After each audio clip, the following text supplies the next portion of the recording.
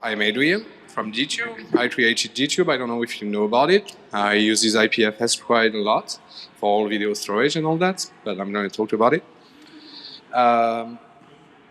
So I want to show you the website quickly, what it does. It's a user-facing website, so basically a clone of YouTube, but decentralized. Not every feature is decentralized yet, such as the search, for example, which is still centralized. But video delivery, video upload, many things are decentralized. So, well, you know how YouTube works, play videos. Then you can vote. Just want to show the vote. I can't see the mouse.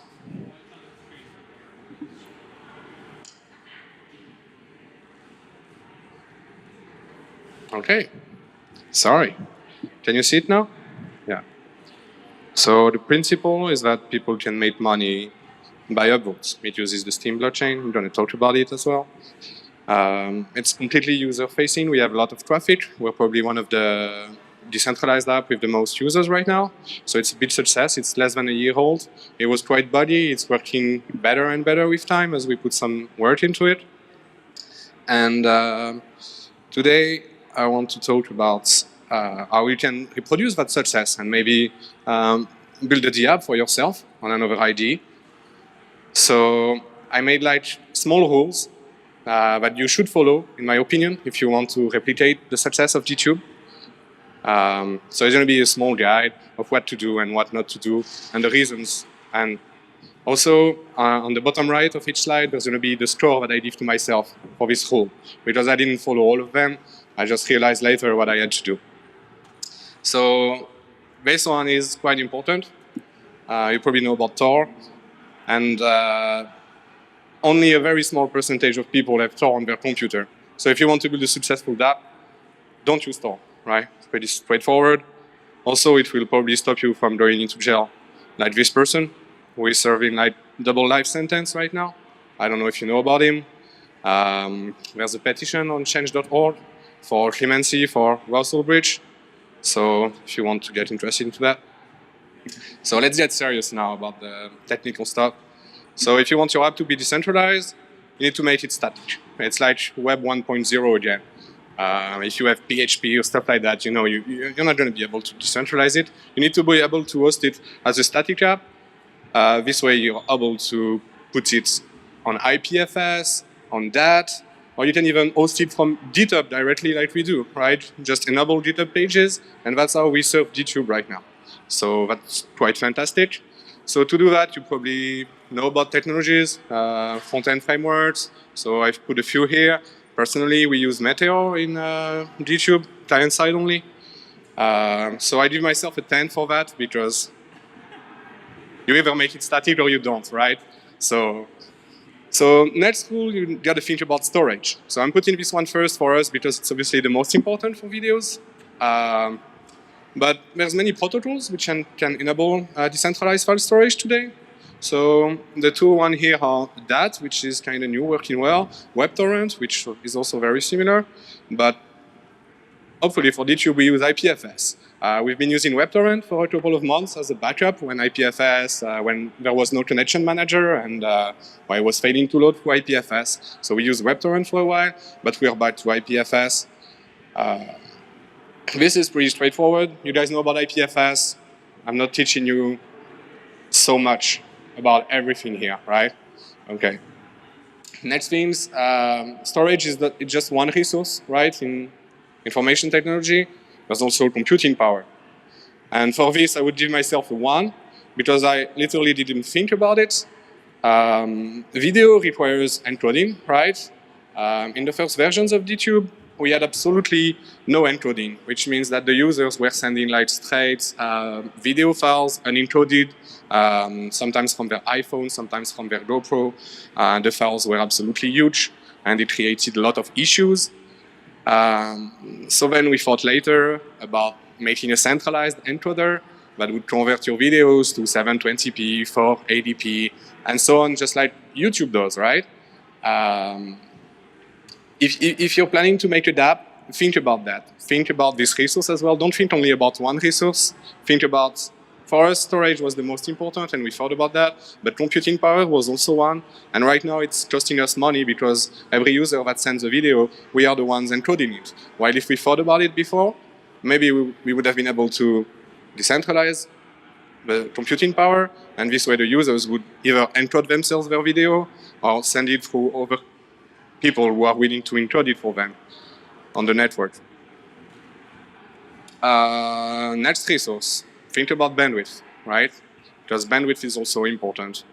For this, there's like John, which is doing something about bandwidth. It's not ready yet, but we have included John in.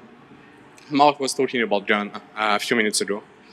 But right now for bandwidth for our user, because everything is blockchain based, we are using Steam, which has like a bandwidth mechanism depending on your state. Right? The more state you have, the more bandwidth you have on the blockchain, the more transactions you can make.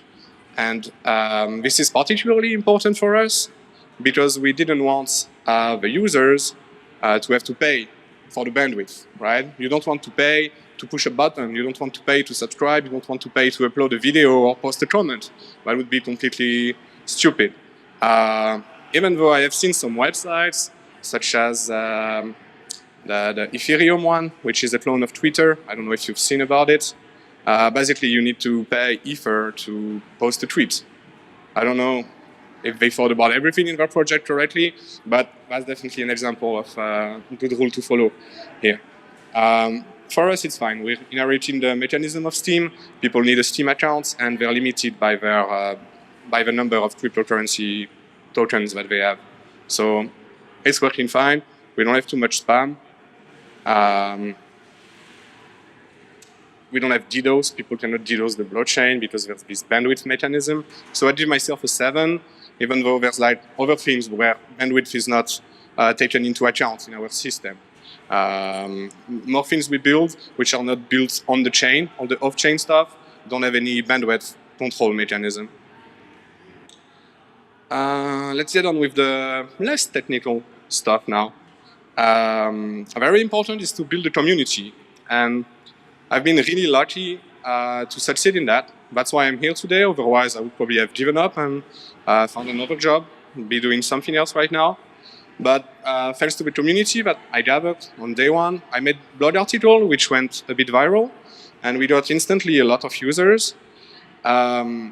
You need to think about that before you start your project. You need to smell opportunity. Don't make something because you just want to do it and because you think it's interesting. You need to sense opportunity. I did DTube because I sensed this opportunity. There was another person who suggested the idea of the concept that I built, and we never did it. But he made a lot of rewards, and he was hyping the thing. Since then, I believe he made an ICO for his project, and still nothing in production. And I've seen that there was a lot of people interested in decentralized video, just the concept of it. Even it would be a bit buggy, even it would be a bit slow, there would still be a lot of users for it. People were really interested in it. So I decided to commit time, and I networked with a lot of people before even releasing the project. I talked with all the people who were related to this idea, all the people who could help me, and I talked with them. So that goes with, well, I'm putting the Steam logo here because most of our users are coming from the Steam blockchain, which a lot of people don't like. Steam is actually good blockchain. It's a bit weird in the way it's distributed and the way it was launched, but technologically it's very interesting.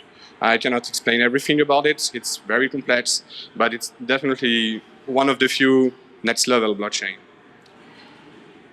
So another important thing is related to what I was talking about is collaborating with others. It goes without saying, I guess. But if you don't do it, then people are not going to like you, and you're not going to be able to find people to join your team if your project explodes. I'm going to explain a little bit. I started this project, I was completely alone. I was just a developer and was doing it for fun. But then I realized I needed infrastructure. I needed someone to handle my IPFS nodes, right? As soon as we got a lot of files, it became difficult for me. I'm not, I don't work in this field, right? I'm a developer. I don't know how to manage a cluster. I don't know how to set up all these things. So I was quite lucky. I found someone who had a website called IPFS which now works with me.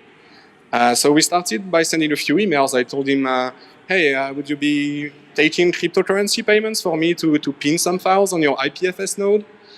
So for the first 6 months of DTube, I didn't run any server. We only started running server as DTube when I hired him, when I started paying him a salary. But before that, he was just like a third party, which I convinced to kind of go my way. So it took a bit of time. If I can give you one advice, to talk with people, to get them to answer back your email. If you have this problem of people, you try to contact them, but they don't answer you, try to make really short emails, like one sentence, something that gets them to answer, something that feels easy to answer for them.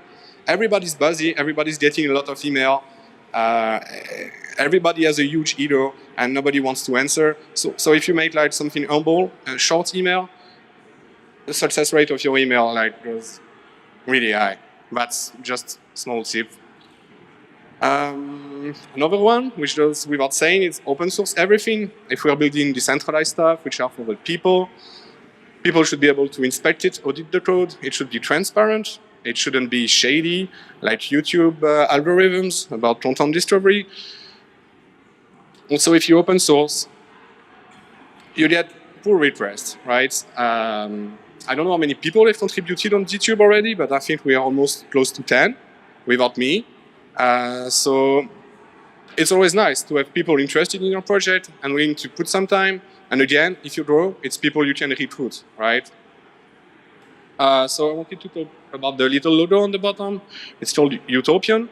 If you're a developer, if you have time to waste, it's a way to make money if you're a developer. If you make work on open source projects already, it's a way you can make money. You don't need to do anything, you just need to say on Utopian what you've done for an open source project, and the community will vote and decide on how much money to reward to you. So it's a platform that rewards open source developers. It's not very well known, it's very new as well. It's based on kind of the same technologies than us. So feel free to check it out. If you're already working on open source software, it would be a waste not to do it. Okay, rule number 9. Incentivize with currency. That's very important. That's very, very, very important. I give myself a 7 because we already distributed about 2 million USD from DTube over the past year to our community, so that's huge, right? We didn't do any ICO. People don't need to pay to get in, but still, they're making money. Whether they're like voting on videos or they're creating videos, they're making money. And I'm not giving myself a 10, because I don't think the game is completely balanced right now on DTube. There's also a lot of people who are not incentivized to do things. For example, people running IPFS nodes, they're not getting anything out of that. If they're doing it out of their free will. So only a 7, but definitely think about that, because if I didn't do that, I wouldn't have had any user. Nobody would have come on DTube if it wasn't for the currency, right? People are greedy, people are like selfish, even if they say the total opposite. So just put a currency and try to balance the incentive. Play with the numbers until you reach something that you like, that your community likes, and that grows your website organically. We live in a nice world where we can do things like that now. We don't need to go through central banks. So use it, right? There's like ERC20s. There's a lot of blockchains where you can already create your own tokens. So talk with a lawyer, get it settled, then do it. And this is going to make your project successful. Okay, last rule, which is also pretty important, is that you need to have an edge against your centralized competitors. So I'm going to give myself a 4 for that, because I didn't think about that 1 year ago when I launched it. Now I'm thinking about that. But right now we only have reproduced the feature of YouTube. The only thing we have better than them is the innovative monetization with cryptocurrency that they don't have, and video delivery, which is like peer-to-peer, decentralized. So in the long term, it's going to cost us less, right? So that's like the only 2 good points we have against YouTube right now, where they have like a lot of points where they are better than us, and where we won't even be able to compete, such as content discovery, because their algorithms are not transparent, they're not open source. It's harder for people to abuse them, right? So If you don't have an edge, if you don't have a way to compete with a centralized alternative, there's not even a point of building your project because you're going to fail. There's going to be, maybe you can reproduce it exactly the same, it's going to work the same, but if you don't have an edge, whether it is like a lower commission or if it's like a better feature that works better, you just need one, which is good, and then you can push this. But if you don't have it, there's no point even starting your project. But literally, no point. So that's my last rule. I hope you enjoyed. If you want to help us, we're really nice people. I'm really open. If you want to start coding, if you want to get your skills up, feel free to contact us on GitHub, Discord, Steemit, directly on DTube. There's going to be a messaging next version. So if you want to contact me through DTube directly, and just wait a couple days until I go back home and I publish the new version, which is ready already on the master branch. That's about it. I don't know how I'm doing on time. Maybe a bit too fast. But do you have any questions, maybe? Nobody wants to make an app. Nobody has a good idea of something to build, which to build users. Damn. Yeah? Have you thought about how to decentralize the app delivery itself? Because I think you're still using HTTP. We're still using HTTP, but yeah, we can already serve it through IPFS. We have a build, our build is already published on IPFS, but we could serve it over that. GitHub page has no, I know it's not decentralized, but it proves the application is static and anyone can just clone the repository, reopen GitHub pages, for example. But yeah, it's a static app. If you go on our GitHub, the repository called production, you can take it and put it on IPFS or that, and it works. It just works like that, straight. Yeah, it works from file as well. Yeah, it works from file. It's a completely static app. It's like Web 1.0, except, well, dynamic features. Yeah. Yes. We've received the MCA, and we do block them from our domain. But if you rehost it on your own GitHub pages, it's going to load, yes. But our domain we control, yeah. We received about a dozen of the MCA complaints, mostly bad stuff, really bad stuff. So, of course, we comply. We have one more question. To your right. To your right. There you go. I love you.